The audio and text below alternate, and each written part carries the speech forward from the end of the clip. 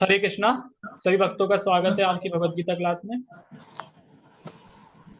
पहले मंगलाचरण करते हैं।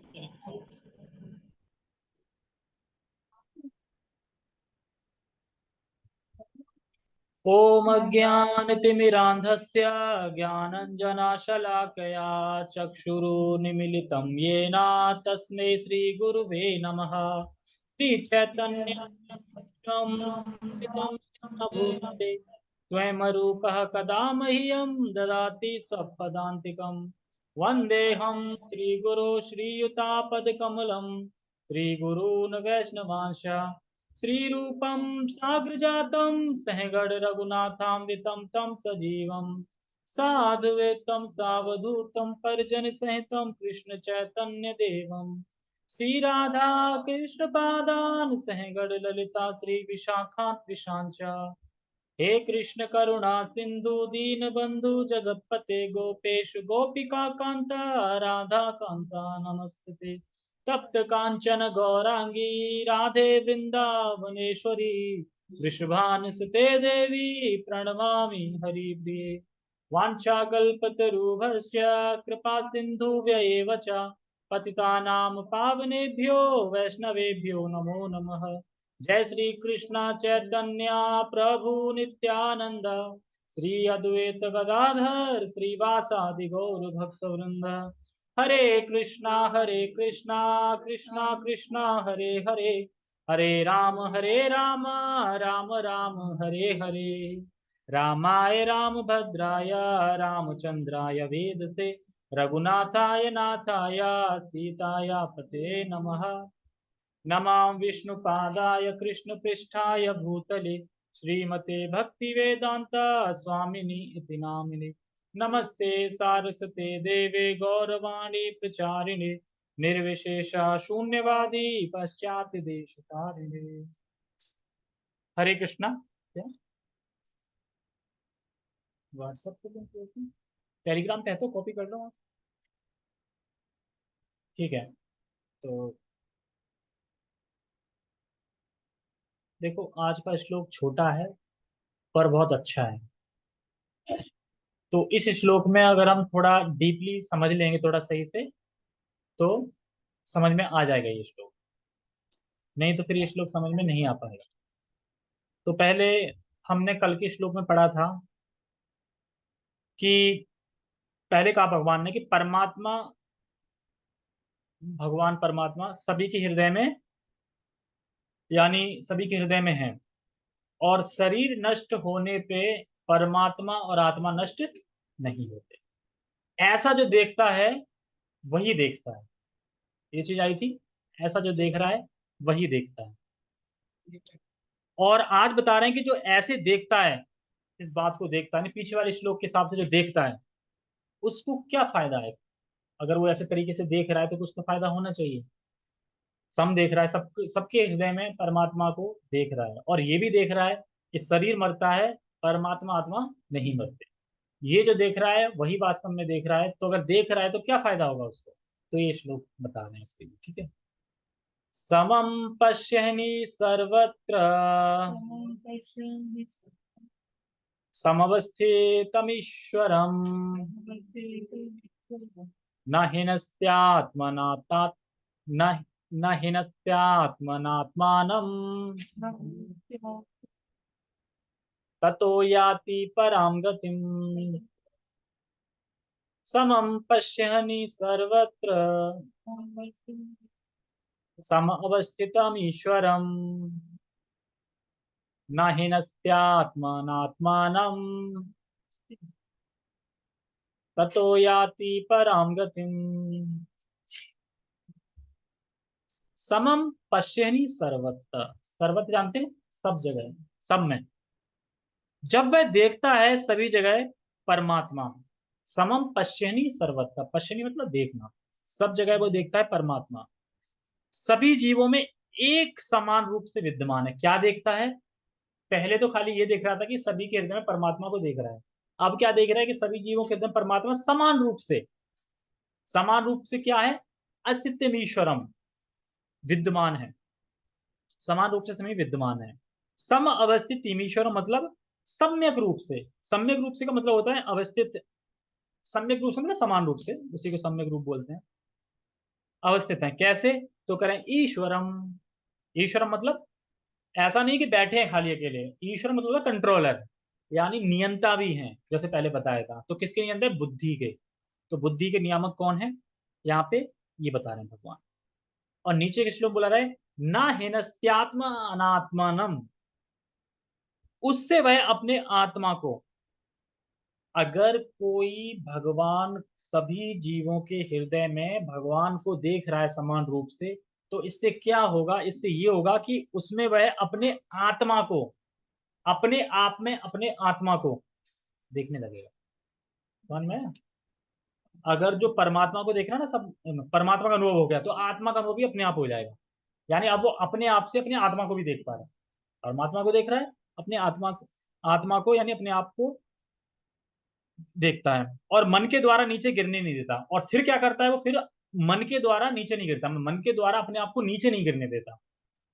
जैसे मन बोलो मुझे गुस्सा आ रही, मैं गाली दूं उसको, ऐसे करके मन में आ रहा है, तो क्या होगा? मन मन मतलब मन तो ही कह रहा है मैं दे दूंगा, तो यानी मन पे गिर गए हम नीचे। लेकिन वो क्या होता है फिर? बुद्धि के द्वारा कार्य करता है और मन से नीचे नहीं गिरने देता। क्योंकि वो क्या कहता है मन से? नहीं, इसके अंदर कौन है? परमात्मा बैठे हैं मेरे सामने अंदर। तो परमात्मा के सामने होते हुए मैं कैसे उल्टा सीधा बोल सकता हूँ? ये बुद्धि आ जाती है। जब ये बुद्धि आती है तो फिर किसी के प्रति द्वेष भाव, या फिर उल्टा सीधा बोलना, या गुस्सा निकालना, रिवेंज लेना, बदला लेना, ये सब भावनाएं खत्म हो जाती हैं। लेकिन जब तक अगर वो किसी सबके हृदय में परमात्मा को नहीं देख रहा, तब तक ये नहीं हो पाएगा। क्योंकि आप देख रहा है तो कहेगा अरे मैं किससे बोल रहा हूँ, मतलब मैं इंसल्ट कैसे कर सकता हूँ भगवान की? परमात्मा बैठे ना यार हृदय में। तो इसलिए फिर वो किसी के मतलब समान रूप से देखता है, सम्मान करता है, सबका संग नहीं करता है। संग करता है भक्तों का, अभक्तों का संग नहीं करता। लेकिन ऐसा नहीं अभक्तों से द्वेष करता हो, बैर रखता हो, अरे ये तो सब पापी लोग हैं, ये तो नरक में जाएंगे, नरक में सड़ेंगे, इनको तो पापी कुंड, तापी कुंड, नरकों में सड़ाया जाएगा, नरकों में उबाला जाएगा, फ्राई किया जाएगा, ऐसा कुछ नहीं सोचता।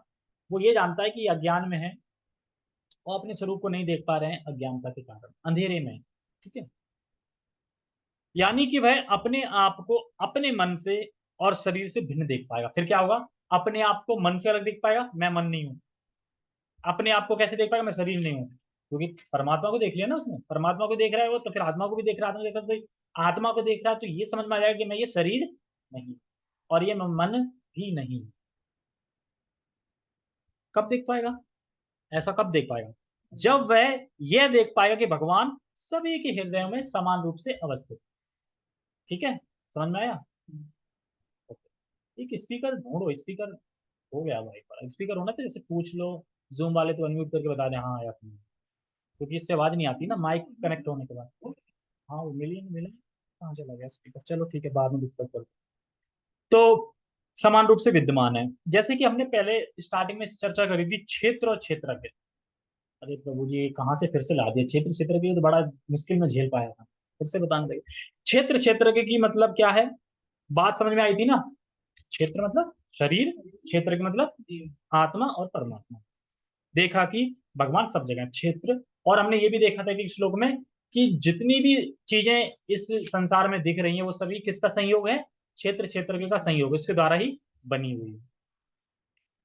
तो वह फिर अपने प्रकृति को, और वो ये भी देख रहा है कि जो प्रकृति है, प्रकृति के जो गुणों के जो विकार हैं उससे भी अलग है वो। प्रकृति के विकार क्या थे?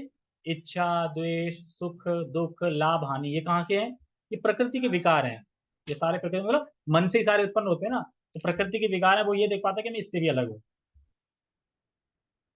और मन जो लगातार भोगों में प्रवृत्त रहता है, मतलब मन हमारा क्या है, जो भोगों में प्रवृत्त रहता है, उसकी बात सुनकर वह भोगों से प्रवृत्त नहीं होता।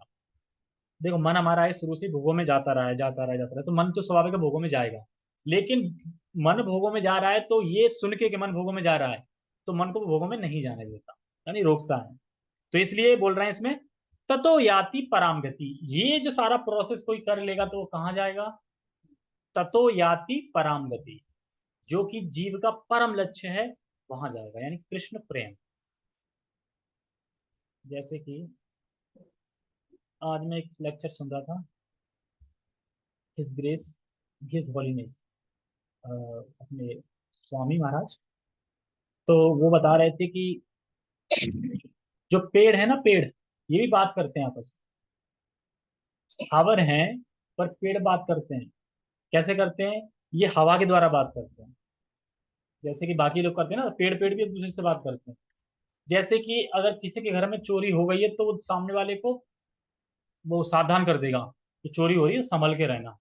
उसी तरीके से जब किसी पेड़ में बहुत सारे कीड़े आ जाते हैं और कीड़े काटने लगते हैं पेड़ को, तो पेड़ को दर्द होता है, दुख होता है। अब समझ रहे हैं? पेड़ को काटते होंगे हथौड़ी से तो कैसा होता है, कुल्हाड़ी से। पेड़ में कीड़े नहीं घुस जाते हैं और वो खोखला कर देते हैं ऐसे करके, उससे दर्द होता है बहुत, पीड़ा होती है पेड़ को। तो पेड़ दूसरे पेड़ को सावधान करता है बताते हुए कि कीड़े आ रहे हैं, बच के सावधान रहना, अपनी वो कर लो, कीड़े आ रहे हैं। एक को जब कीड़े लगते हैं तो फिर कीड़े आ गए तो दूसरे को भी लग सकते हैं। वो एक वायु, हवा जो उनका वायु होता है, प्राण वायु टाइप की, उससे बात करते हैं। पेड़ एक दूसरे से बात करते हैं। तो इंसान सावधान कैसे होगा तुम बताओ? अगर मैं बोलूँ कि चोर आने वाले हैं तो कैसे सावधान होगा? इसी पेड़ होंगे, कुछ ना कुछ तो वो करते होंगे ना, कुछ ना कुछ तो करते होंगे। एक्चुअली बता तो दिया कि इन्फॉर्म। तो हम सोचेंगे यार क्या बात कर रहे हैं, पेड़ भी बोलते हैं। हाँ जी बोलते हैं पेड़। क्या उनमें जीव नहीं है? पेड़ बढ़ कैसे रहा है? ठीक है, कैसे बढ़ रहा है? नीचे से काट तो नहीं सूख जाएगा, ऊपर से कैसे सूख जाएगा? तो जो ये देख रहा है कि पेड़ भी बोलते हैं, पेड़ में भी जीव है, तो फिर मानव जीवन की तो बोला ही क्या जाए, मानव की तो बोला ही क्या जाए। तो बहुत अच्छा लगा मुझे ये कि पेड़ भी बोलते हैं, इशारों से, इशारों से बोलते हैं। देखा है पेड़ झूमते हैं, हिलते हैं ऐसे करके, तो इशारों से बोलते हैं। ठीक है। तो ततो ततो याति पराम गति, यानी यहाँ मतलब है भगवान का धाम। और या फिर पराम गति का अर्थ है कि वो भोग वासना से निवृत्त हो गया। देखो अगर कोई भोग वासना से निवृत्त हो गया तो वो कहाँ जाएगा? धाम जाएगा। तो दोनों ही मीनिंग है इसकी। धाम जाएगा क्यों? क्योंकि भोग वासना से निवृत्त हो गया, तो धाम जाएगा। तो यह अब ये श्लोक पढ़ के यह बात आ जाएगी कि यह भगवान को सब जगह देखने से वह अपने आप को कैसे देख लेगा? क्योंकि वो तो भगवान को सब जगह देख रहा है, तो भगवान को सब जगह देखने से वो अपने आप को कैसे देख रहा है सब जगह? ये समझ में नहीं आती, तो ये समझाते हैं टेक्स्ट पढ़। टेक्स्ट।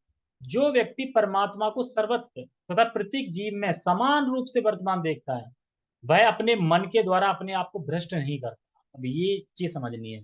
अपने आप, अपने वो मन के द्वारा अपने आप को भ्रष्ट नहीं करता। अगर मैं अपने मन की बात मान लूं तो क्या मैं मन के द्वारा भ्रष्ट नहीं हो गया? अरे तुम तो भ्रष्ट आदमी हो, मतलब उसकी बात मान ली ना, तुम तो अब बेकार हो, चुगलखोर हो, या जो भी कोई बोली। ऐसे अगर हम अपनी मन की बात करेंगे तो यानी मन द्वारा भ्रष्ट हो चुके हैं। तो वही बता रहा है, वह अपने मन के द्वारा आप अपने आप को भ्रष्ट नहीं करता, क्योंकि वह परमात्मा को देगा। परमात्मा को देखने से होता क्या है? वह अपने आप को, अपने आप में आत्मा को भी देखता है। और आत्मा को देख रहा है तो फिर ये भी देख रहा है कि मैं प्रकृति से अलग हूँ।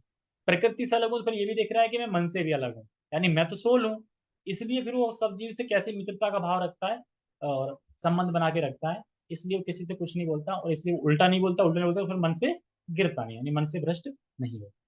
तो इस प्रकार वह दिव्य गंतव्य को फिर प्राप्त हो जाता है। तो उदाहरण दिया था एक, मान लो कि एक कमरे में गुप्त अंधेरा है, बिल्कुल बिल्कुल अंधेरा, एकदम ब्लैक, ब्लैक से ब्लैक।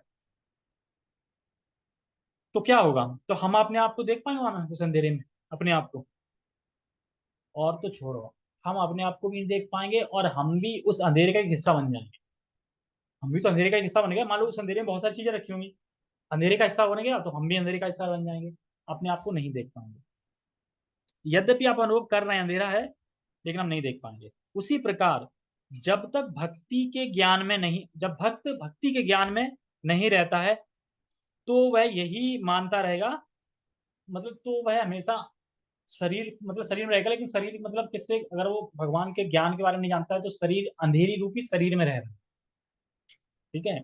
तो ये हम पे बता रहे हैं कि जैसे कि मैं बोलूँ कि मेरी आंख में दर्द हो रहा है, मेरी आंख में दर्द हो रहा है, क्या मेरी आंख में दर्द हो रहा है? दो क्वेश्चन आ जाएंगे। फिर क्या आंख आपकी है? मेरी भी नहीं, तो मैं कौन हूँ? मैं आंख नहीं हूं ना, मैं तो आत्मा हूं, मैं तो आंख नहीं हूं, लेकिन आंख में दर्द हो रहा है। तो ये बता रहे हैं कि मेरी आंख में दर्द हो रहा है, तो मैं आंख से अलग हूं कि नहीं हूं?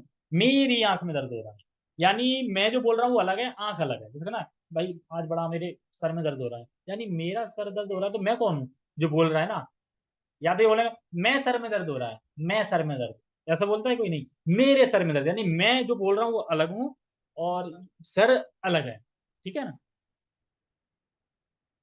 तो क्या आप हैं, यही बता रहे हैं, ठीक है। तो इस प्रकार से जब व्यक्ति करता है, धीरे धीरे ये प्रोसेस फॉलो करता है, तो वह ये समझ जाता है कि मतलब अपने आप को इस शरीर से वह अलग देखने लगता है, ठीक है, जब धीरे धीरे प्रोसेस करता है।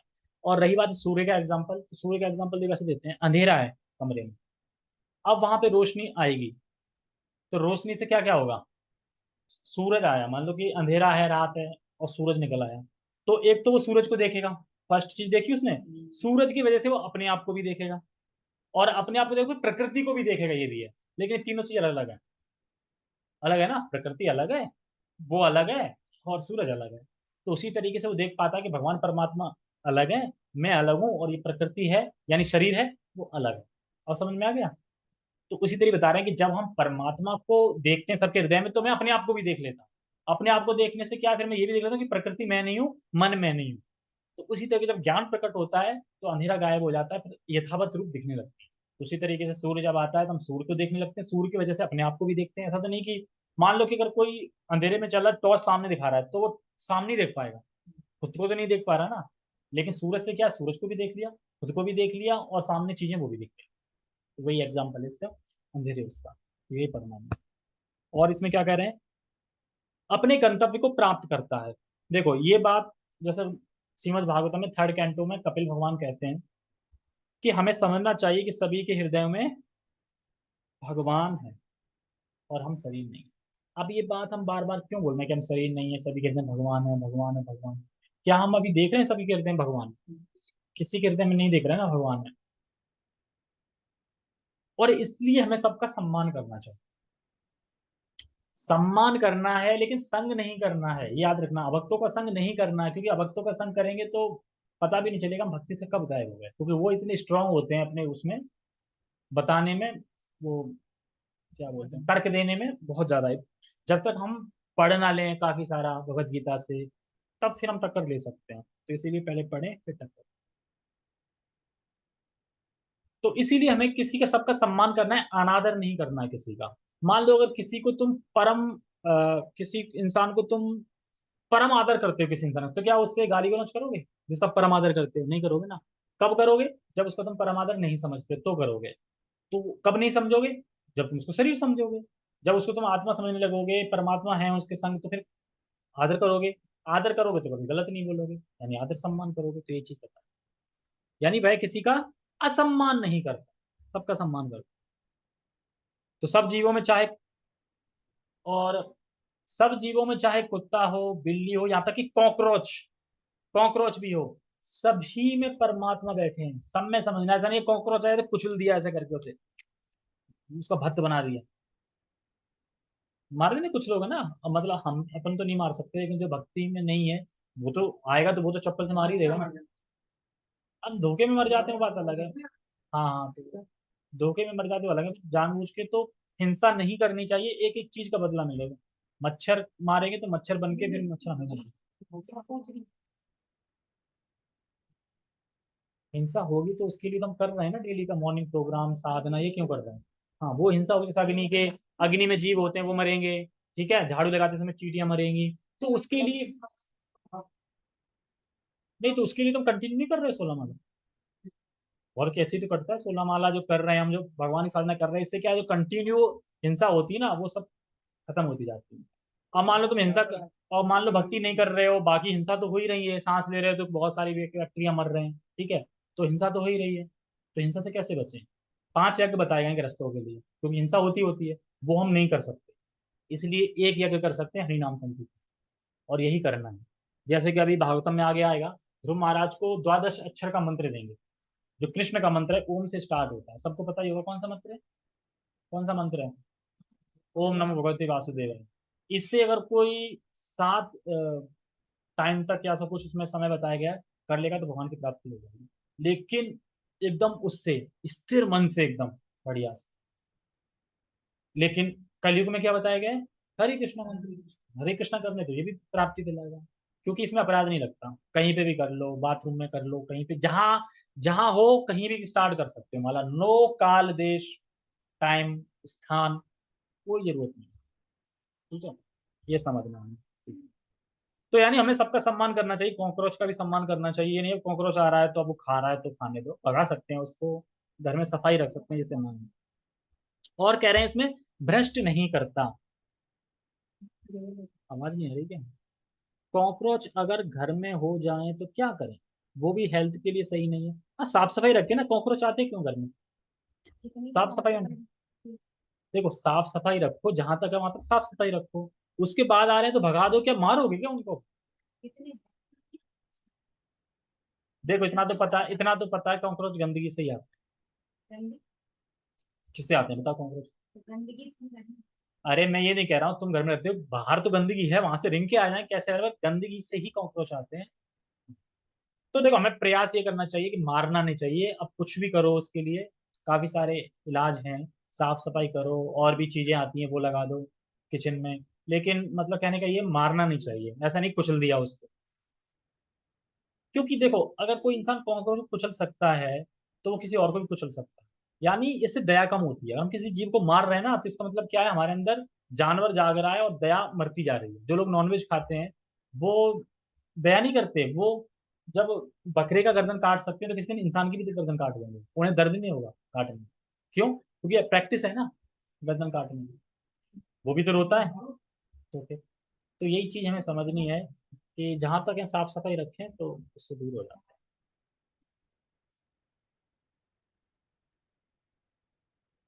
मारना तो लाल हिट का करंट की तो बात नहीं कर रही है। देखो जहां तक है ऐसी कोई उपाय करो कि जिससे भाग जाए, जैसे कि कॉकरोच का पता नहीं, पर मच्छरों के लिए तो इसको नहीं बताता है कि मच्छरदानी लगा लो। ऑल आउट भी नहीं लगाना चाहिए। मान लो तुम्हें कोई घुट घुट के मार दे, तो ऑल आउट से घुट घुट के मरते हैं, घुट घुट के मार दे। और एक एक वो चला ना करंट वाला, वो तो सबसे बेकार है, वो तो कभी नहीं रखेंगे। करंट से मार रहे हैं ना, सोचो कि एकदम कोई बेचारा जा रहा था उसे करंट से मार दिया। एक्चुअली मच्छर का स्वभाव ही है काटना। मच्छर की योनि यही काटना, उसमें उसकी गलती नहीं है। उसका स्वभाव वही तो करेगा। और वो अपना बेचारा कर रहा है काम और तुम्हें मार। साफ, मैं तो यही बताया गया कि साफ सफाई रखो बस, और कुछ नहीं होगा। ठीक है आगे बढ़ो। आपस में नो चाहिए। ठीक है, मैं कहाँ पे था? हाँ, भ्रष्ट नहीं करता। तो भ्रष्ट का मतलब है गुस्सा, बदला लेना, अनादर करना, या फिर किसी का इंसल्ट कर देना। तो ये नहीं करना है। क्या सोचना है, अरे ये तो परमात्मा का अंश है, परमात्मा का अंश नहीं था और परमात्मा भी है इसके साथ, तो मैं इसका गलत कैसे बोल सकता हूँ? ये भावना अंदर रखोगे तो क्या होगा, सबके हृदय में परमात्मा को देख पाओगे, और परमात्मा फिर अपने आत्मा को भी देख पाओगे। आत्मा को देख पाओगे तो फिर तुम हिंसा हिंसा नहीं करोगे, समान रूप से सबको देखोगे, सम्मान करोगे। और फिर क्या गति मिलेगी? परम गति प्राप्त होगी। तो सीधे सीधे सिंपल एकदम है, धाम जा सकते। तो इसलिए वह अपने आप को मन के द्वारा भ्रष्ट नहीं करता, और इस प्रकार वह अपने परम लक्ष्य की प्राप्ति। तो वह अपने आप के, मतलब वह अपने मन के द्वारा भ्रष्ट क्यों नहीं करेगा? अगर कोई बोले कि वह अपने मन के द्वारा भ्रष्ट क्यों नहीं करेगा, मतलब वो तो भ्रष्ट हो जाएगा।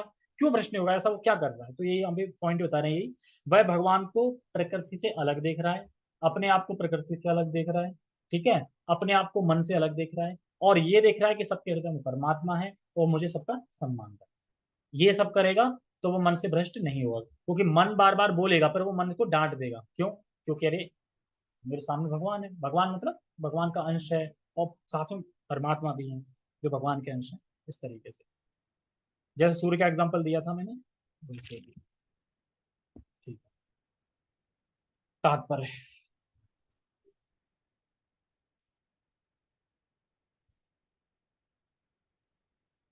कुल मिला के कहने का ये, हिंसा नहीं करनी है जानबूझ के। गलती से मर जाए तो उसके लिए क्या है, चैंटिंग बढ़ा सकते हैं। लेकिन ऐसा नहीं है कि हरे कृष्णा करते जा रहे हैं, मारते जा रहे हैं, 2 बार बढ़ा ली, वो फिर नाम अपराध हो जाएगा, नाम के बल पे पाप करना, तो इसमें फिर दिक्कत है। जीव आत्मा भौतिक अस्तित्व स्वीकार करने के कारण अपने, जीव अपना जीव अपना भौतिक अस्तित्व स्वीकार करने के कारण अपने आध्यात्मिक अस्तित्व से पृथक हो गया। बहुत इसमें लिखा ना, भौतिक अस्तित्व। भौतिक अस्तित्व मतलब कि हमारा शरीर है और उसका ही है। भौतिक अस्तित्व क्या है? मेरा शरीर है और मैं शरीर का हूँ, मतलब मेरा ही शरीर है, मैं ही शरीर हूँ इस तरीके।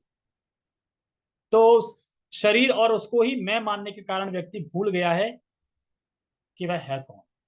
भौतिक अस्तित्व के कारण, भौतिक अस्तित्व में इसने स्वीकार कर लिया, आध्यात्मिक अस्तित्व स्वीकार नहीं किया, तो वो अपने आप को शरीर मान रहा है, ये मैं ही हूँ, यानी शरीर ही मैं हूँ। उदाहरण, एक बार क्या था, एक चींटी का बच्चा था, जैसे उसने जन्म लिया उसकी माँ छोड़ के चली गई उसको, और वो मुर्गियों के बच्चों में मिल गए।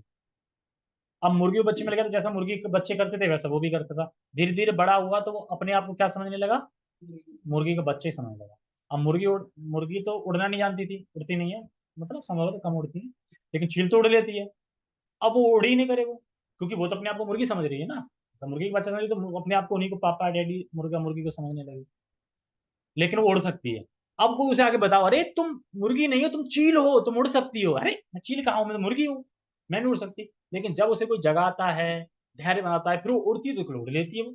जब उड़ने लगती है तो समझ जाती है, हाँ यार मैं तो चील हूँ, फिर अपने वापस अपने घर चली जाती है। उसी तरीके से हमारा जो स्वभाव है वो, हम भगवान के बच्चे, हम सब भगवान के बच्चे हैं। तो अपने घर जाना कोई कठिन है क्या? फिर हमें क्यों लगता है धाम नहीं जा पाएगी, धाम जाना कठिन है, कठिन है।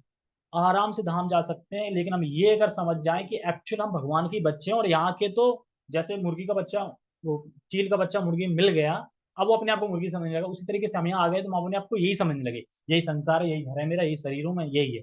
हम भूल चुके हैं। लेकिन जब कोई आके जगाता है, गुरु की कृपा से, भक्ति की कृपा से, भक्तों के संग जब पता चलता अच्छा हुआ, वहां जाएंगे, फिर वहां अपने वापिस अपने घर होंगे, व्यक्त होंगे। जैसे कि एक और कथा आती है कि एक अमीर घर का लड़का था, तो वो जा रहा था, उसका फिर एक्सीडेंट हो जाता है, मालिक का लड़का था। तो वो पहाड़ियों में गिरता है, तो जहाँ पे वैसे लोग रहते हैं ना, जो जंगलों में रहते हैं, क्या बोलते हैं उनको? हाँ, भील। भील रहते हैं, तो वो भील के वहाँ एक्सीडेंट हो जाता है तो बच जाता है, वो सारा इलाज उलाज करते हैं उसका, ठीक हो जाता है वो। अब वो याददाश्त चली जाती है उसकी, तो अब वो कहते हैं, फिर उसका नाम भीलू रख देते हैं, भीलू भीलू। अब वो अपनी पहचान कैसे कर रहा है, मैं तो भीलू हूँ। लेकिन असली में है कौन? अमीर घर का लड़का, मालिक है, फैक्ट्रियां हैं, गाड़ियां हैं बहुत, लेकिन अब वो अपने आप को भी समझता है, काम लकड़ी का काम करता है। लेकिन अचानक शहर जाता है तो उसके तो बहुत नौकर चाकर थे, देख लेते हैं अरे ये तो मालिक है। फिर मालिक को खबर करते हैं, बहुत सारी गाड़ियां जाती लेने, तो कहेगा अरे नहीं मैं तो भीलू हूँ। फिर उसको याद दिलाया जाता है, अरे नहीं भीलू नहीं हो तुम, ये हो। फिर उसको याद आ जाता है, अपने घर वापस आ जाता है। तो उसी तरीके से हम भूले हुए हैं यहाँ पे अपने स्वरूप को, अपने आप को। और जब समझ में आएगा, जागेंगे तो फिर जाएंगे, नहीं तो अपने आप को शरीर यही का स्वामी मानते रहेंगे। यही भौतिक अस्तित्व। किंतु यदि वह यह समझता है कि परमेश्वर अपने परमात्मा स्वरूप में सर्वत्र स्थित है, अर्थात यदि वह भगवान की उपस्थिति प्रत्येक वस्तु में देखता है, तो वह विघटनकारी मानसिकता से अपने आप को नीचे गिराता। विघटनकारी मानसिकता, विघटनकारी का मतलब होता है अलग, अलग समझे? ये आपका, ये मेरा, ये आपका, ये मेरा, ये मानसिकता क्या है? विघटनकारी। सब कुछ किसका है? कृष्ण का। लेकिन हम क्या सोच रहे हैं, ये मेरा है, अब इसको मैं अपने हिसाब से उपयोग करूंगा, यूज करूंगा। तुम्हारा है, तुम फिर अपने हिसाब से उपयोग करो, यानी तुम्हारा मेरा, ये होता है मानसिक। तो इसे कहते हैं विघटन। विघटन समझते हैं ना, विघटन मतलब बांटना या अलग करना, मेरा तेरा। तो भगवान ये कह रहे हैं कि किसी भी वस्तु को या व्यक्ति को भगवान के संबंध में भगवान के संबंध में नहीं देख रहे हैं, तो ये विघटनकारी मानसिकता है। मतलब किसी भी वस्तु को या किसी जीव को या किसी को भगवान के संबंध में नहीं देख रहे हैं, तो ये क्या है? विघटनकारी। और जब ये वस्तु मेरी है तो मैं अपने उपयोग में लाऊंगा, आपकी है तो आपके उपयोग में लाऊंगा। अब ये वस्तु मेरी है तो मैं अपने हिसाब से उपयोग करूंगा। यही बीमारी है जीव की, मतलब अपने आप अपनी वस्तुओं को अपने समझ रहा है, मैं अपने हिसाब से यूज करूंगा। तो यही बीमारी है जीव की, कि यही शरीर हूँ, और ये मैं शरीर हूँ और शरीर से जुड़ी वस्तु मेरी है, और इसी की वजह से हम फंसे हुए हैं। अगर मैं ये समझ जाए कि हम भगवान के अंश हैं, और ये शरीर भगवान ने दिया है भगवान की प्राप्ति करने के लिए, वापस घर जाने के। मान लो कि तुम्हें अगर याददाश्त आ जाए, मान लो कि माँ के गर्भ में जब हम थे, तब भगवान ने बोला हो कि चल ठीक है, मैं तुझे एक मौका दे रहा हूँ, तू जा, बाहर निकाल रहा हूँ, और उसके बाद तू इस मानव शरीर से मेरी भक्ति करके मेरे पास आ जाना। हो गया, हाँ हाँ जरूर, यही करूंगा, और फिर भूल गया, अपना करने लगे। ये दिक्कत। तो हम तो ये वस्तु भगवान को, तो सारी वस्तुएं अब हम भगवान को समर्पित क्यों करें वस्तु? सारी अगर भगवान की तो भगवान को क्यों बहुत लोग बोलते हैं ना, अरे भगवान को कमी है किसी चीज की, भगवान को समर्पित करो। पर भगवान भगवत गीता में क्या कह रहे हैं? यद करोषि यद जिहासी, आगे क्या है? यद करोषि यद जिहासी मतलब यद नासी, मतलब कहने का ये हिंदी में बता देता हूँ कि जो कुछ भी करते हो, जो कुछ भी यज्ञ करते हो, जो कुछ भी कमाते हो, और जो कुछ भी तपस्या करते हो, या जो कुछ भी यज्ञ करते हो, वो हर चीज मुझे समर्पित करके करो। तो भगवान कह रहे हैं ना 100%। लेकिन यहाँ क्या है, 100% क्यों करें? हम 5% करेंगे, 10% करेंगे, जबकि भगवान तो 100% करा। 100% मतलब कहने की ये है कि 100% होने तो कर दी, उसमें से 50% निकाल लो, फिर अपना मतलब घर बार शरीर निर्वाह करना। तो सारी 100% तो भगवान को सरेंडर होनी चाहिए, उसमें से भगवान से ले लो, भगवान हम कुछ ले रहे हैं मतलब आपकी सेवा के लिए, आप शरीर चल सके ताकि आपकी भक्ति कर सके, इस तरीके से होता है।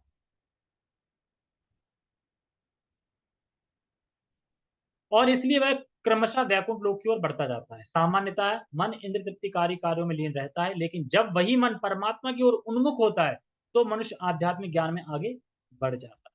यानी इसलिए जब हम भगवान के बारे में सुनते हैं तो एक अंत की शुरुआत हो जाती है। देखो हम अनादि काल से भगवान से विमुख हैं, और जब हम भक्ति करने लगते हैं तो भगवान का मतलब कि अब अंत आ गया उसका, जो विमुख है ना, तो विमुखता का अंत आ गया, और अनादि काल से फंसे हैं, उस फंसने का अंत आ गया, मतलब अंत की शुरुआत हो गई। धीरे धीरे हम मुक्त हो जाएंगे भगवान की भक्ति करने लगे तो। जी। तो हमने क्या सीखा आज के श्लोक में, एक बार रिमाइंड करा दूं। जो व्यक्ति परमात्मा को सब जगह देखता है वह अपने आप को उस मन से नीचे नहीं गिरने देता। जो मन भोगों भोगों के बारे में सोचता रहता है, और इसके द्वारा वह अपने आत्मा का भी अनुभव करता है, यानी भगवान के अनुभव के द्वारा व्यक्ति अपने आप ही अपने आत्मा का अनुभव कर लेता है। जिस प्रकार से अंधकार अपने आप नष्ट हो जाता है जब सूर्य का उदय होता है, किसी को अंधकार नष्ट करने की जरूरत नहीं होती, अपने आप नष्ट हो जाता है। और हम सूर्य को भी देख पाते हैं फिर, और अपने आप को भी देख पाते हैं, और इस जगत को भी देख पाते हैं, लेकिन हम ये भी जानते हैं कि इन तीनों से हम भिन्न है, अलग। ठीक है। ओके, सो बहुत बहुत धन्यवाद सभी का। जगत गुरु शील प्रभुपाद की जय, श्रीमद् भगवद गीता की जय। निताय निताय गौर प्रेमानंदे। हरे कृष्णा।